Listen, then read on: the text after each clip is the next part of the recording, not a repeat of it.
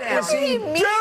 What did he mean to say? Simmer down. He said what he meant to say without saying, I don't like Barack Obama, is what he said. Right. Which he said privately over now. the years. He said it. If he hasn't said it publicly. No, but that whole thing was, I do not like Barack Obama. While campaigning for his wife on Monday, since you all are talking about something that nobody has heard about yet, so we're going to tell people the story, and then you all can do your boy thing.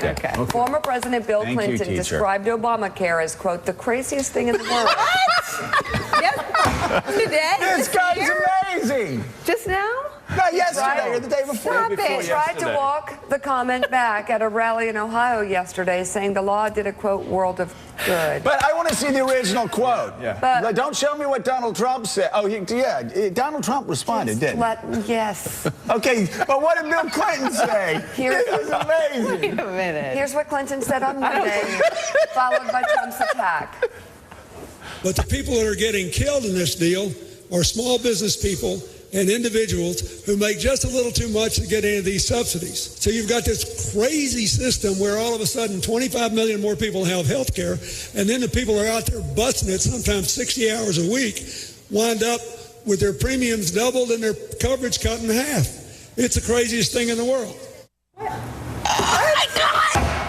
So this guy, he needs Barack Obama more than anybody else in the world if he wants his wife to be elected president of the United States. If you could pick one person to campaign for Hillary Clinton, it would be Barack Obama. And he just laid a gigantic hand grenade right at the feet of the campaign. And he did, Obama had to cancel an event, I believe, in Florida because of the hurricane. Yeah, right. Well, yeah, he's going to cancel one in Iowa because of the hurricane, too. Hey, come on. This guy, this is Mark Halpin. This guy can be his wife's, he was Barack Obama's best surrogate at the convention in Charlotte in 2012. But time and time again, he can be his wife's worst nightmare in South Carolina, making the racially charged comments in 2008. In New Hampshire, when everybody thought she was going to lose, he said, I can't make her taller. I can't make her a better speaker. I can't make her better looking. I mean, at the worst possible time. This is really rough, isn't it? In Little Rock, we call that a Clinton classic. It's been a while since Bill Clinton has done something like this. It's pretty remarkable if you'll think about 2008 versus this campaign. He has largely stayed away from saying stuff like this. On one level, he's saying what a lot of Democrats saying. The Affordable Care Act isn't perfect. It needs to be fixed up. But you can bet that they'll be reviewing Bill Clinton's texts and trying to make sure he doesn't do stuff like this for the very reason you said, which is they need Barack Obama fully on board. They don't need stuff like this right now. So, as you might have guessed, Donald Trump seized on this. But even in his cleanup yesterday, where Bill Clinton tried to backpedal a little bit and say it's done a world of good, he again, after apologizing, basically made the point that there are a lot of small business owners out there twisting in the wind under this thing because they don't qualify for it. So, I think this cuts to a core, deep feeling that Bill Clinton has had for a long time about Barack Obama. Well, everybody has known. I mean, he certainly has told people close. He does not like Barack Obama, and he has never liked Barack Obama. But you'd think he could keep it inside here until after the election. A month away from the election. Well, especially inside voice. Listen, by far, the two most important and most effective surrogates for Hillary Clinton are Barack and Michelle Obama. Exactly. Michelle Obama was spectacular. Oh, she's great. She's incredible. And the former president of the United States comes on, I mean, bubbling with resentment over the Obama presidency. Clearly. So what planet is that man on? Donald Trump was listening to Bill Clinton. Oh, he was? Here's what he said. Of all people, maybe he's not a very good surrogate. I don't think so. President Bill Clinton came out and told the truth about Obamacare. He's absolutely trashed President Obama's signature legislation. Can you imagine what he went through after making that statement? He went through hell. But you know, honestly, there have been many nights when he's gone through hell with Hillary.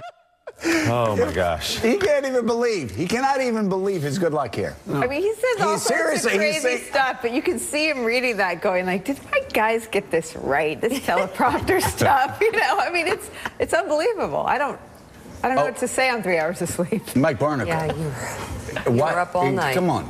Explain that to us. The Clinton... Why did he do that? How did he do that? You hear anecdotally from people within both administrations that the former president thinks that his presidency and its historical span will be measured as practically a nothing burger, that he will be remembered more for Monica Lewinsky than anything else. Well, Barack Obama's presidency has had Osama bin Laden, several other epic Healthcare things for occurred, all. and he is Barack Obama. And he's more effective on the stump than Bill Clinton ever was.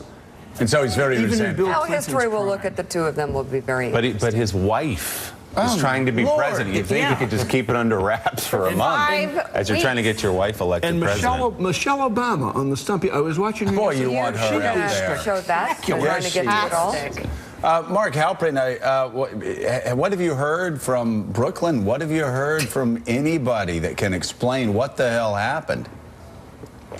You know, when he gets out there, he muses. The pop psychiatrist would say that maybe he doesn't want her to win, or as Mike suggested, he doesn't want President Obama. He doesn't want President Obama to get as much credit. He wanted to pass universal health care and didn't.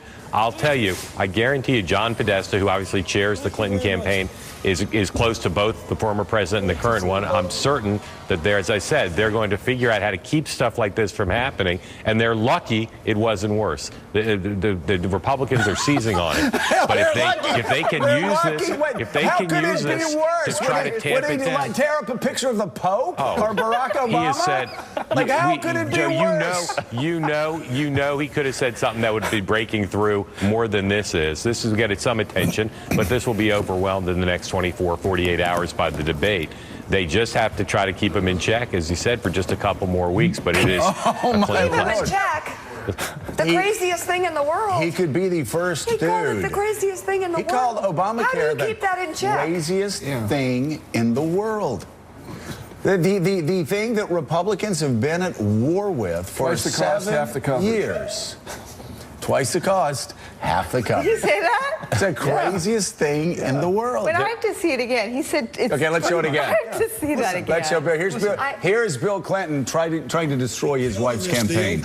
Or small business people and individuals who make just a little too much to get any of these subsidies. So you've got this crazy system where all of a sudden 25 million more people have health care, and then the people are out there busting it sometimes 60 hours a week, wind up with their premiums doubled and their coverage cut in half.